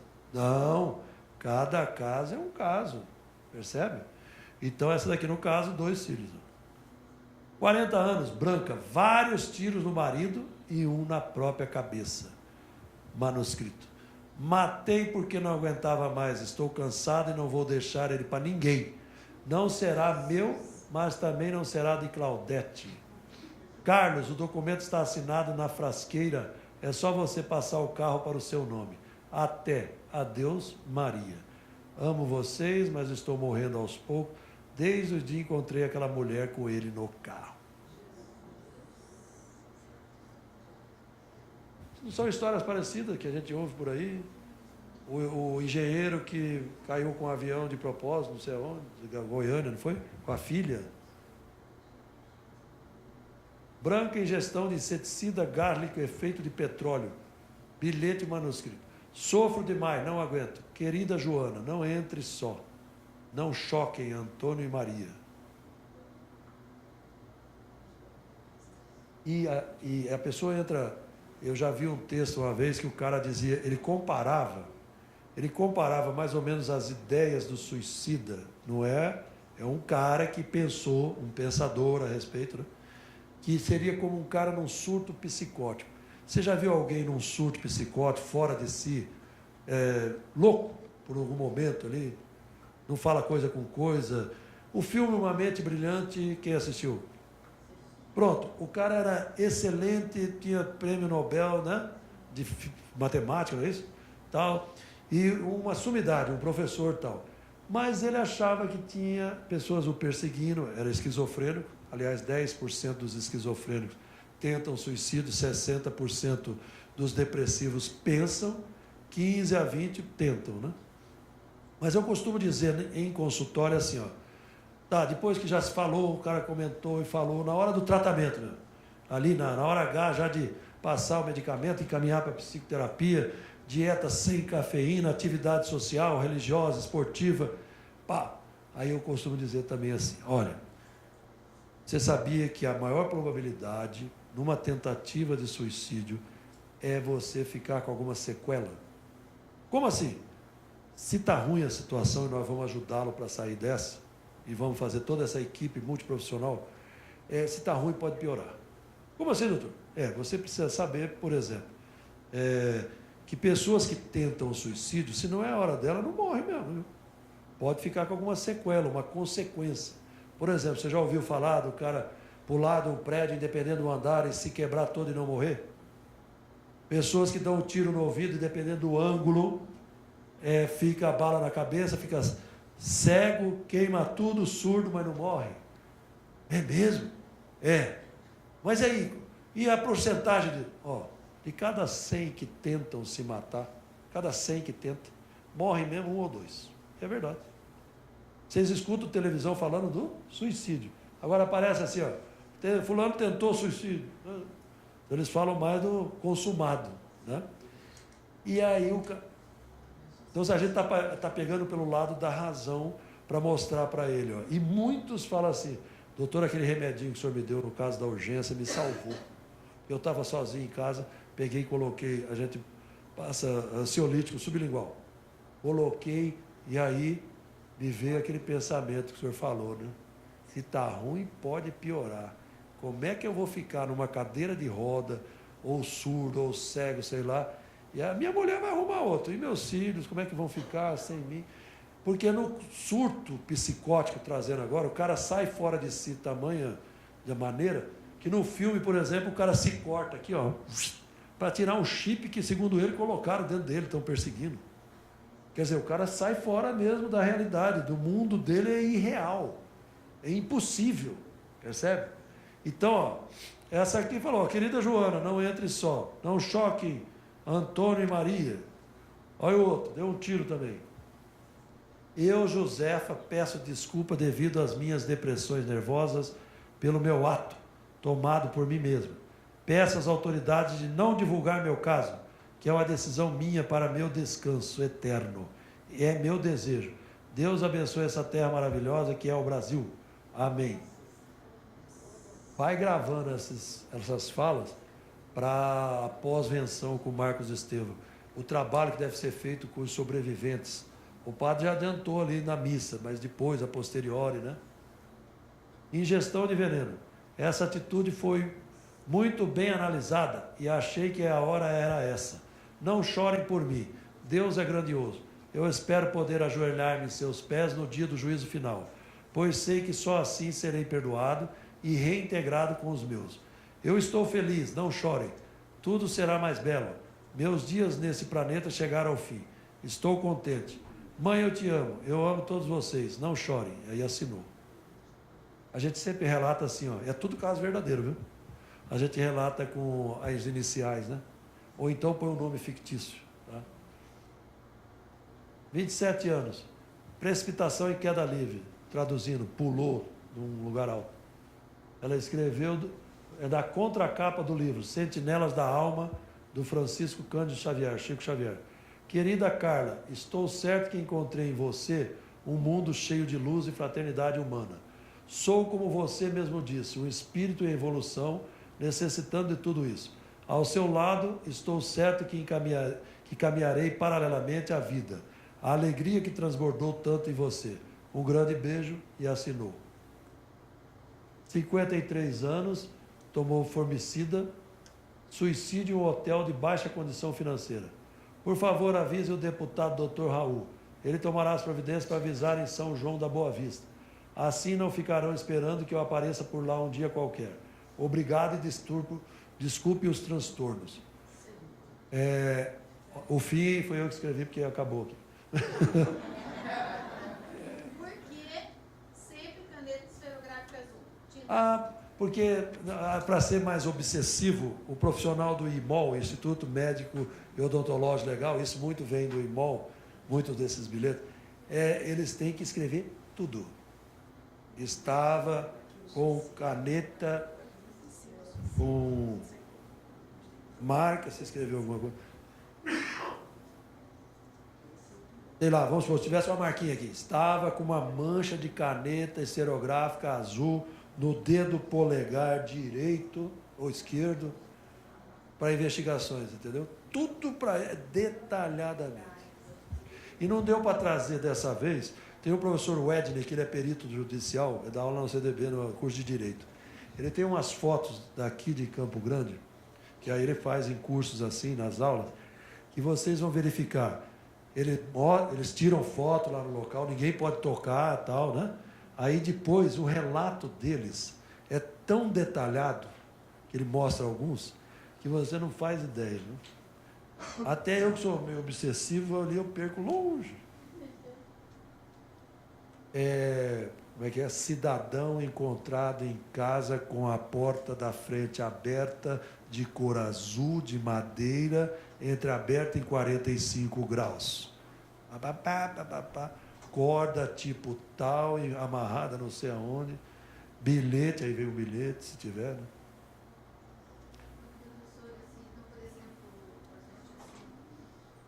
Tem um trabalho com jovens também, por um movimento, nem um movimento, mas por um evento da igreja. Por exemplo, nesses casos, então tem um trabalho nessas faixas etárias. Então, às vezes, tem usado essa conscientização desses que estão com esses, até com tentativas, já a gente tem também, de fazer com que eles pensem na família, né? Como falou ali, que já não pensam nos filhos. Então, se a gente tentar fazer esse trabalho de conscientização do quanto a família e os que o amam vão sofrer, isso também não resolve. Não, porque aí pode instigar a culpa mais ainda, né? Então, o que eu proponho a vocês de intervenção quando vocês forem fazer aula? Isso aqui, por exemplo, só para vocês ficarem tranquilos, né? Vocês sabiam que era um curso de suicídio, foram preparados antes. Quando, no monólogo de suicídio, que esses rapazes trabalharam, esse aqui coordenou, O cara lá do... Como é que chama? Do cenário. Como é que ele chama, Henrique? Henrique Minante. Falou assim, eu vou passar uns bilhetes para vocês, tem alguns desses que ele passou. Vocês escrevam, olha, já estou arrepiando, cara. Vocês escrevam com a sua mão, leiam e copiam o bilhete. Eu tremia.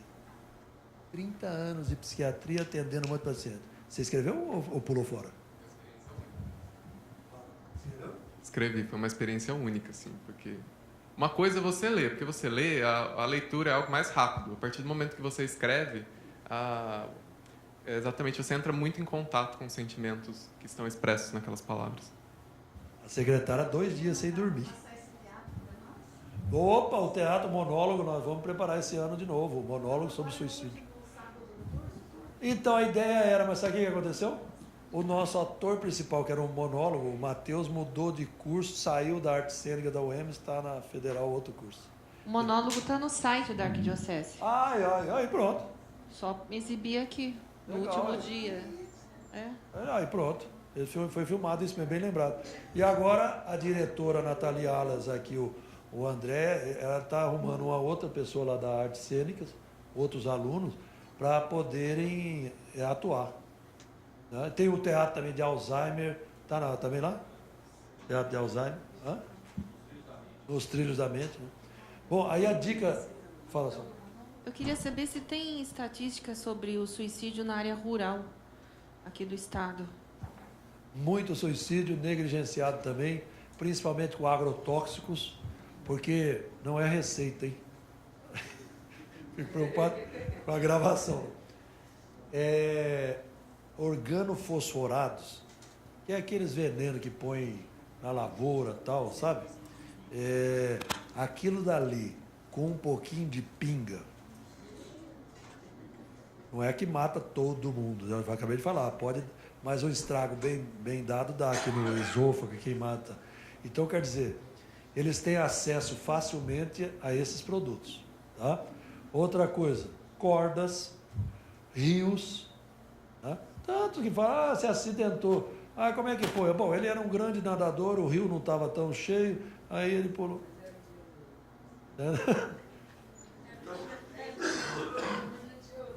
A área rural também equipara-se, só que aí, e notificação? O cara, chega lá, o delegado, realmente, ele se matou. Olha, então vamos fazer o seguinte, não tem IML lá, vamos supor, né?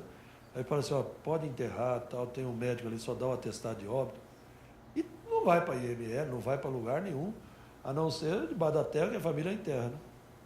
A dica que eu dou é o seguinte, seja na área rural, seja na área urbana, onde vocês forem atuar, primeira coisa que eu já sabia de vocês pelas inscrições que vocês fizeram antecipada aí e tal, né?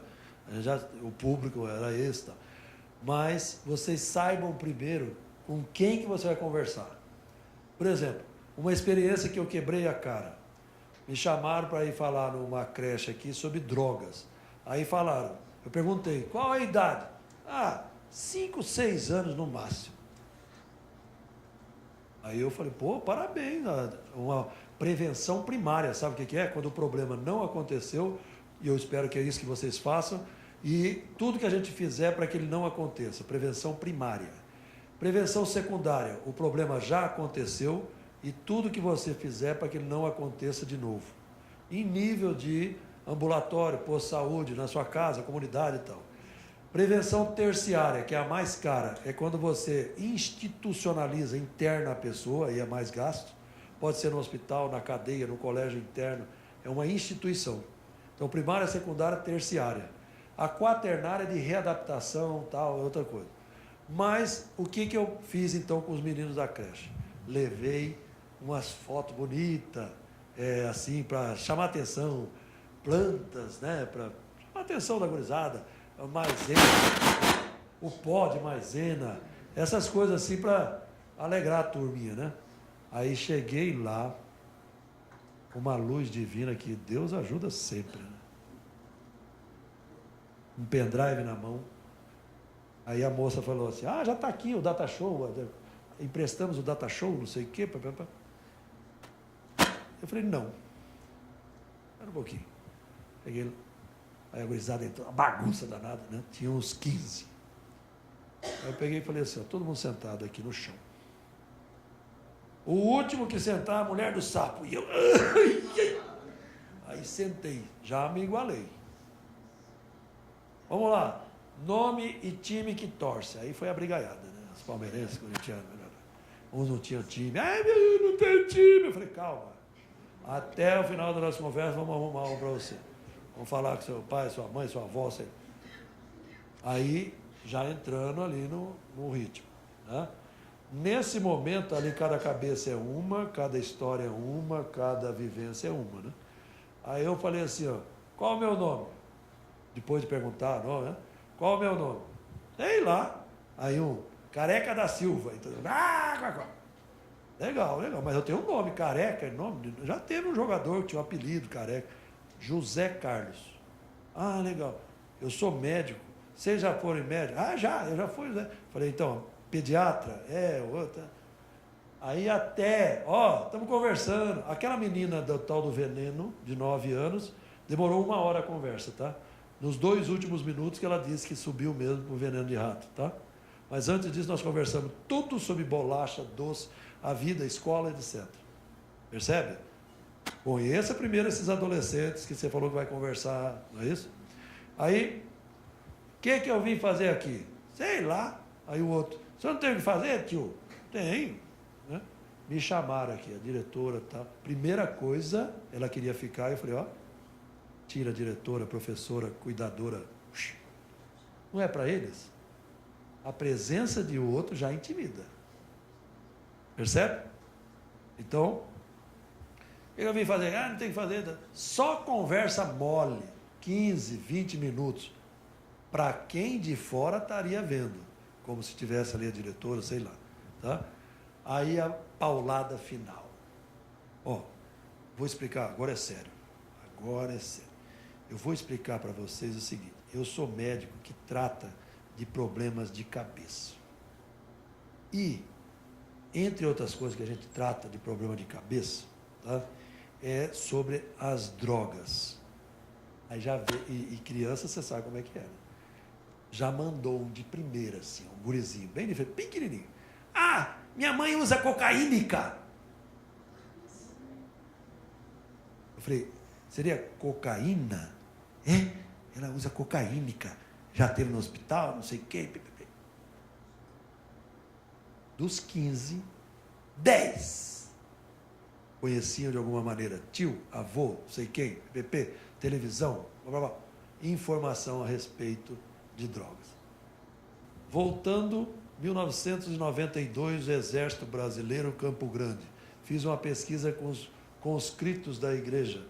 Fiz uma pesquisa com os conscritos, recrutas da igreja, não, do Exército. Conscritos, recrutas do Exército.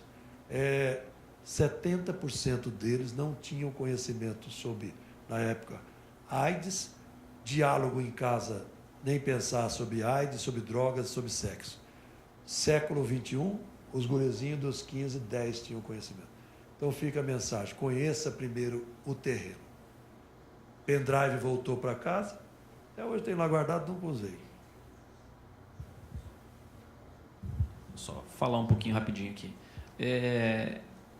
Primeiro, uma dúvida, professor, com relação o senhor falou da questão do Exército, que tem arma, tem, né, o recruta ali, ele anda armado e tal.